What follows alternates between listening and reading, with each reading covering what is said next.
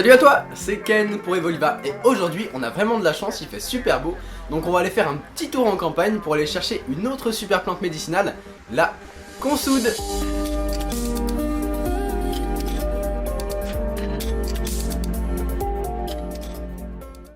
Alors au passage on peut s'attarder sur les autres plantes médicinales qu'on peut trouver en chemin.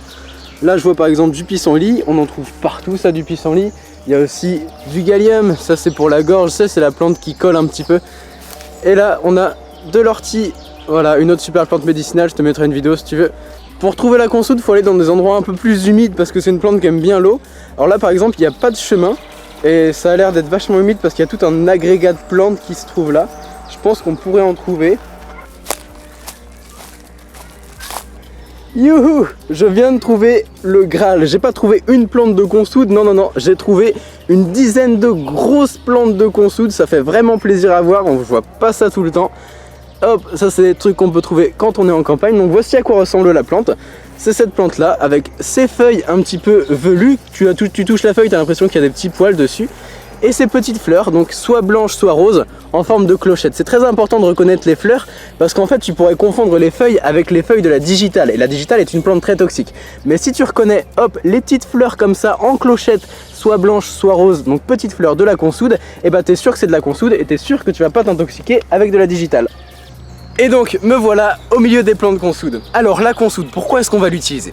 La consoude c'est une super plante médicinale pour usage externe sur toutes les plaies, toutes les blessures, toutes les contusions, les bleus, tout ça. En fait, les feuilles et les fleurs vont avoir une grosse action anti-inflammatoire, cicatrisante, ça va aider à régénérer les cellules, tout ça. C'est vraiment une plante géniale en usage externe pour toutes les plaies. Et ce qui est cool avec la consoude, c'est que ça va pas seulement agir de façon externe, ça va aussi pénétrer à l'intérieur de ta peau et à l'intérieur de ton corps. Donc par exemple, si tu t'es fait une fracture, et bah ça va accélérer la régénération de ton os. Ou si tu as de l'arthrite, de l'arthrose, et bah ça va permettre une meilleure guérison de l'arthrite et de l'arthrose. Donc, pour utiliser la consoude, déjà il faut en trouver. Faut que tu sois sûr d'en trouver dans un endroit qui soit sain, pas à côté de production horticole où il y a des produits chimiques qui sont appliqués, et pas non plus à côté de chemins passants où il y a des chiens qui passent. Une fois que tu as trouvé de la consoude dans un endroit sain, que tu as bien fait attention que c'était les bonnes fleurs et que c'était pas de la digitale, tu prends ta feuille de consoude, tu l'écrases dans ta main. Voilà, tu l'écrases, tu fais une pâte. Bon, sinon tu utilises quelque chose de plus adapté pour l'écraser. Là j'ai juste une main parce que l'autre main tient la caméra. Tu l'écrases, tu mets ça autour de ta plaie ou de ton entorse ou de l'endroit où tu as mal ou de l'endroit où tu as de l'arthrite et de l'arthrose. Tu laisses ça autour d'un tissu et tu laisses ça agir pendant plusieurs heures. Tu peux laisser ça par exemple pendant toute la nuit pour que ça ait un bon effet pendant plusieurs heures. Et le lendemain matin, si tu as une plaie ouverte, tu verras que ça se sera bien cicatrisé.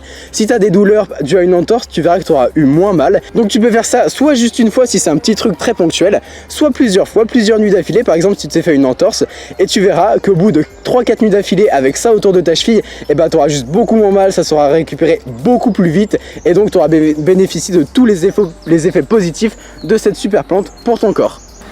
Après, une autre utilisation que je ne t'ai pas mentionné encore, c'est de faire soit une pommade, soit une macération huileuse. Donc je te mettrai un lien dans la description, une recette de pommade et de macération huileuse à base de consoude pour faire ça aussi et pour conserver ça dans le temps. Parce que si par exemple c'est en plein hiver et que t'as pas de consoude à l'extérieur, tu peux pas l'utiliser. Donc faire une pommade, ça permet d'utiliser la consoude tout le temps quand on a besoin. Et donc voilà, les super usages de la consoude. J'espère que ça t'aura fait plaisir de passer un petit moment à l'extérieur avec moi, que tu auras appris des choses intéressantes et que tu utiliseras cette plante si jamais t'en as besoin.